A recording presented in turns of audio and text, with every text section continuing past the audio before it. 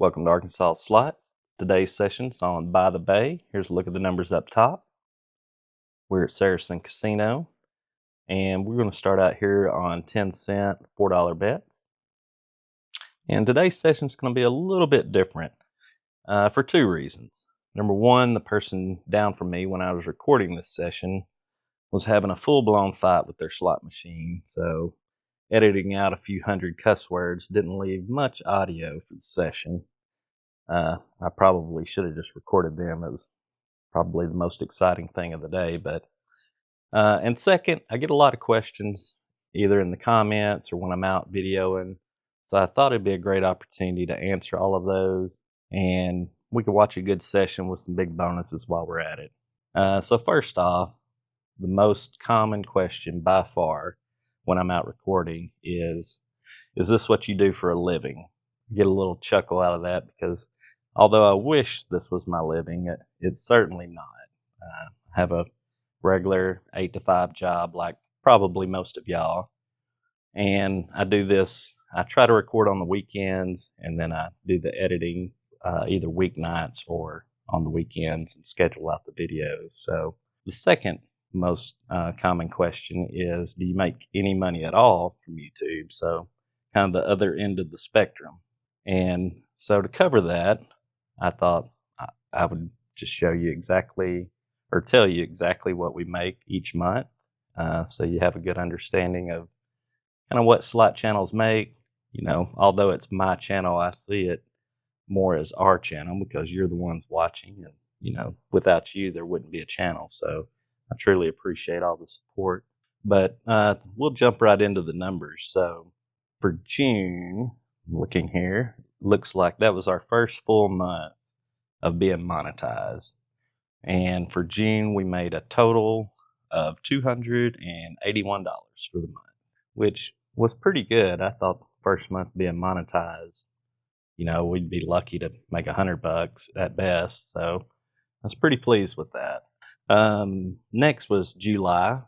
So to my surprise, it more than doubled, went to $575 in July, which again was just way above expectations.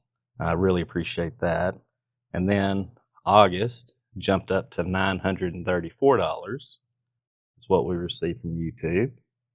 And then I guess yesterday was the last day of September, so we just are getting in the final numbers for September, but it looks like it's going to be right at $1,400. So the channel's doing great thanks to you.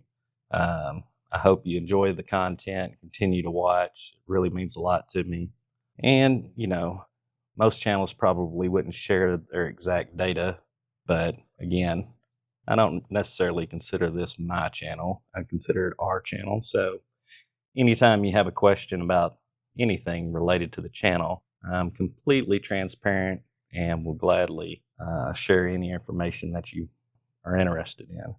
So the next question I see was, why did you start a YouTube channel? And this is kind of interesting. So I was sitting on the couch. My wife was sitting here beside me, and we were watching TV, and on the side I was watching slot videos on my computer. And, you know, of course, I'm like a lot of you, I watch the big channels too, you know, Vegas Matt, NG Slots, Mr. Handpay, all of those. And then a video popped up on my suggested videos that said, how much do slot channels make? And I was like, oh, okay, well, that'd be kind of cool to know. Before I started the video, I kind of had it in my mind, I bet some of those big channels make $5,000, maybe even $10,000 a month, you know, which is a lot of money to me. To my surprise, that was drastically lower than what they were making. I think on that particular video, this was back in maybe February of 2025, it showed Vegas Matt making an estimated $155,000 a month. Yes, $155,000 a month just from YouTube. That wasn't any other sponsorship deals or anything. That's strictly from views. So I told my wife that, and she was just as shocked as I was. She said, well, you know, who does that in Arkansas? Well, let me look. So I searched around and I found a few videos here and there, but no one consistently posting from any of the casinos in Arkansas. So I said, well, no one. She said, well, you should see if that's something you could do. So I reached out to some casinos to see if it was a possibility, and they said that they would consider letting me kind of giving me a test run, I guess. So that's where it started. So how did you start your YouTube channel? Again, I reached out to the casinos first because if you don't have permission at a casino, well, you're wasting your time because as soon as they see you video, and security's gonna be on you pretty quick, and they're gonna tell you to stop. And if you don't stop, they're gonna make you leave. So the first step is definitely make sure you get permission. The next thing was getting, I guess, the software side of it figured out, deciding what I needed. Casinos really didn't want me bringing in a huge tripod or anything like that, so I had to get the equipment side figured out. And I list the equipment that I use in all my videos in the description below, so you can see kind of what I used there.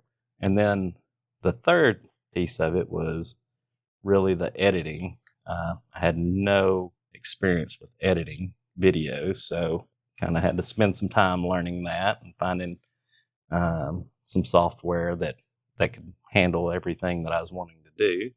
And then from there, I guess the next piece was really coming up with a game plan on how to get monetized on YouTube.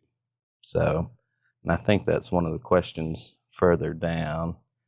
Yeah, then how long did it take you to get monetized on YouTube? So for those of you that don't know, on YouTube, when you first start posting videos, you don't receive anything as far as money from YouTube. They do keep track of your subscribers and your watch hours on your long form videos. So to get monetized, you have to have 1,000 subs and 4,000 watch hours. So I read that, I was like, okay, well, the subs sound extremely difficult to get 1,000. I mean, that could take 6, 9 months, a year, who knows? I mean, that really seems like the hardest piece of this. And then, but the 4,000 watch hours seems pretty easy. If I'm making a 20, 30 minute video, that shouldn't be very difficult at all. Wow, did I have that completely wrong? So the subs I was able to figure out and get pretty quick, mostly through shorts. Just if you look at my oldest shorts, you'll see me, I guess, making fun of myself in a sense on some of the excuses I used for why I was late from the casino, or different things that people do, like the person that was sitting beside me during this session beating the crap out of their machine and cussing nonstop. Maybe the whole point of that was to get me to leave, but anyway, those videos, those shorts did well and got me probably over half of my subscribers. So within a month, we were able to get the subscribers, which was great. But then I realized how much I had underestimated the watch hours. I remember looking at the previous day's watch hours and seeing 4 hours.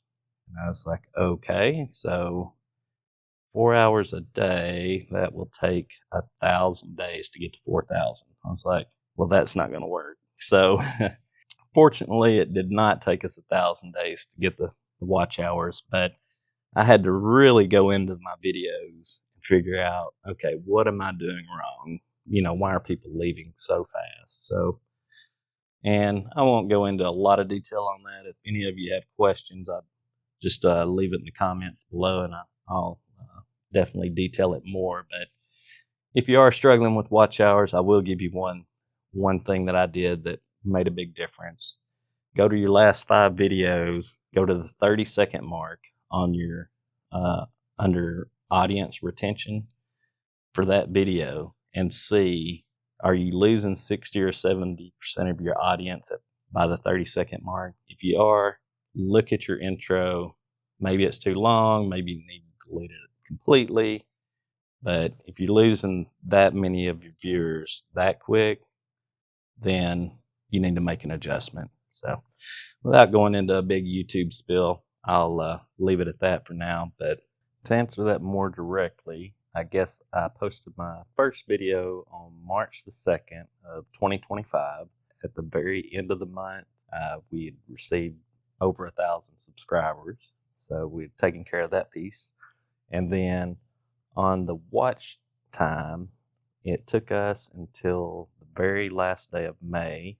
So May the 31st of 2025 is when we actually crossed over 4,000 watch hours and was officially monetized. So our first day of being monetized, we made $6.27 on May the 31st. It got a little bit better. We had a few days spike around $12, $13, but on average for the month of June, our first month monetized, we made right at $9. July, we had a couple good spikes where we had some videos do well that made $30 a day, but the average for the day for July was $18 a day.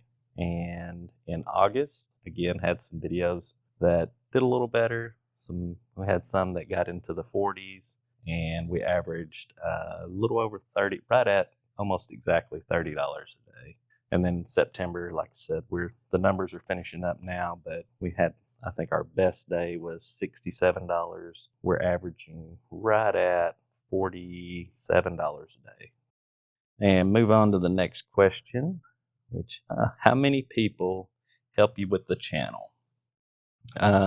Well, I get plenty of moral support from my family, but as far as handling the recordings or any other pieces to this, it's just me by myself.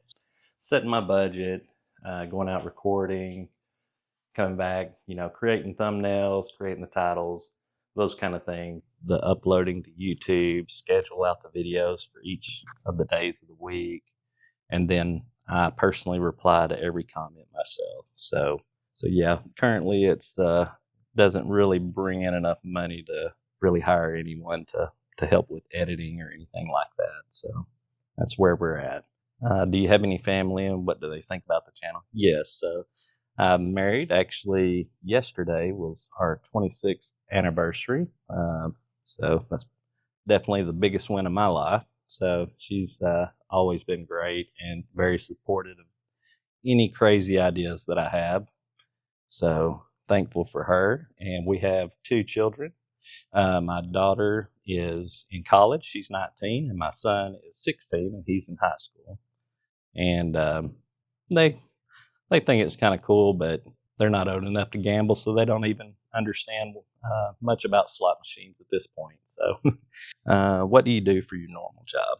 So the quick version is that after high school, I went into the military. So I'd like to thank all our fellow veterans and active duty for giving us the freedom to do stuff like this every day. So without them, none of this would be possible for any of us. So after the military, I went into retail management for probably 4 or 5 years. And then for the last 25 years, I've been in IT. Next question is, what is your favorite slot machine? Well, I think most of you know my favorite slot version for sure. But I think if you'd have asked me this 2 years ago, the answer would have definitely been Buffalo Gold.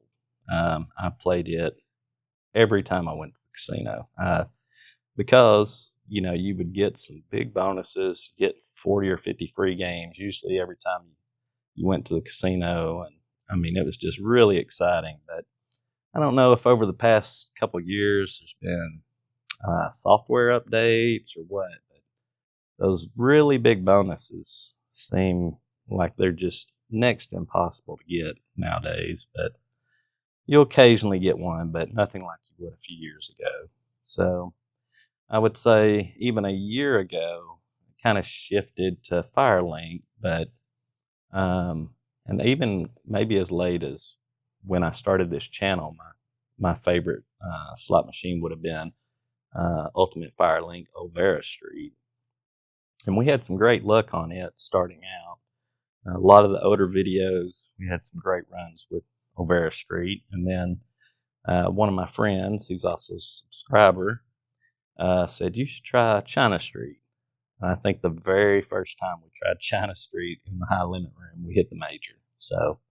Um, so after that, I was like, well, let's see if that was a fluke, or, if this machine actually does give some bigger bonuses. And I would say since then, I haven't went back and actually checked, but I think probably at least half of our hand pays on the year have come on China Street. So it's been really good to us. Have I ever hit a grand, or what is my biggest win ever? I have hit a grand. I don't know that I really count it though, because I don't know if any of y'all know the Buffalo Gold Wonder 4 green version, where it gives you 4 screens. I did hit the grand on it, but it was like $2,100. So I guess I could say that I have hit one, but it was, as far as grands go, it was extremely small. And my biggest win ever was at Saracen Casino in the high limit room. It was probably about 2 months before we started the channel, and it was on Dragon Link Golden Century. I'd hit a few bonuses, and kind of ran my bankroll up to, I don't know, maybe close to $1,000. So I decided that I was going to take 10 shots on $1 denom, $25 bets. And I happened to hit a bonus there, the flag bonus. And during that, I think it was just 6 doors, but they opened up and they were fireballs, and one of them was the major, and it was at, I believe, 7,200 at the time. So with the fireballs and the major, I don't think I got a lot with it. So I think the total win ended up being somewhere around 77 or 7,800. So, but for my bankroll, I think I started the day with 300. That was a pretty amazing win for me. Next question is, what do you look for in a slot machine? A few things I look at. So on Firelink, when I sit down, usually before I start recording, I'll go through each of the denoms and look at the minor and the mini and see which ones are the highest from their reset value. So not necessarily because that means they're more likely to hit. It just, if they do hit, it gives me a bigger return on my investment for my bet size, if that makes sense. So, and kind of the same thing's true with Dragon Link. If you have 4 Dragon Link machines all connected there, I look for the one that has the highest major. Again, not because it's going to hit, it's more likely to hit, but if I am lucky enough to hit the major that day, I'd rather win, the $900 major on my $5 bet than the $500 major on my $5 bet. So that's something you can definitely look at. So you give yourselves a chance to, when you do get that lucky major once a month or once every 2 months, at least it's the best major available. Let's see, biggest mistakes people make in the casino. Okay, this is kind of a big one for me because I'm in the casino a good amount doing recordings, so I see quite a few things. But the number one, I would say, ways that people lose money at the casino is, first off, going to the casino to withdraw their money from the ATM. I mean, at that point, you're instantly, before you even spin a slot machine, you're giving them money because they're going to charge you a fee. That fee, depending on your casino, the ATM, all of that, is usually at least a 2%. Well, the casinos already have anywhere from 5 to 15% advantage on almost every game anyway. So, there's no sense in giving them an additional 2% right off the top. And even worse than that is getting a credit card advance at the casino, because they're likely going to charge you a $25 to $35 fee from the casino. Then your credit card's probably going to also charge you a cash advance fee, and then you're going to be paying interest, extremely high interest rates on that. So that's the number one thing that I see is just those ATMs are constantly getting used, and I mean that's just giving money to the casino. So make sure you bring your money, run by the bank, get your money before you go to the casino. At least save you a couple percent there. So second thing I'd say is really just setting your budget before you leave the house. I mean, the worst possible time to decide on your budget is when you're sitting in front of a slot machine, because your answer is always going to be higher on what your budget should be if you're actually in the casino playing a slot machine before you decide. So decide on it at the house and stick to it. And, that kind of leads into, if you don't set your budget early, then when you get to the casino, you're more likely to go back to the ATM or get a credit card advance, which, again, now you're just compounding the mistakes. The third thing I would say is to bet the correct size for your bankroll. So if you put $100 in the machine and do $20 a spin, at that point, you're not really gambling anymore. I mean, you're basically praying for a miracle. So instead of, take your bankroll, divide it by 50, and that'll give you a good idea of where you should be on your bet size. So if you take that $100, divide it by 50, that gives you $2 a spin, and that should get you in the neighborhood of where you should be. And fourth, know what you're betting. I can't tell you how many times I've seen somebody walk into the high limit room with a ticket where they won a few $100 out on the floor, slap it in the machine, and hit max bet. And it usually takes them 2 or 3 spins before they realize, whoa, I'm betting $50 or $80 a spin, and their money that they spent all night, winning is gone in a flash. So make sure you know the machine, know the bet size, just don't make those mistakes. Fifth is set a basement when you're winning. I hear people all the time saying they're playing on house money, so they take huge risks and it's gone in a flash. The moment you win, that's not the house money anymore. It's your money. You can literally cash out and walk away. So don't look at it as, money that doesn't matter. Take the amount that you've won and decide how much should you put back.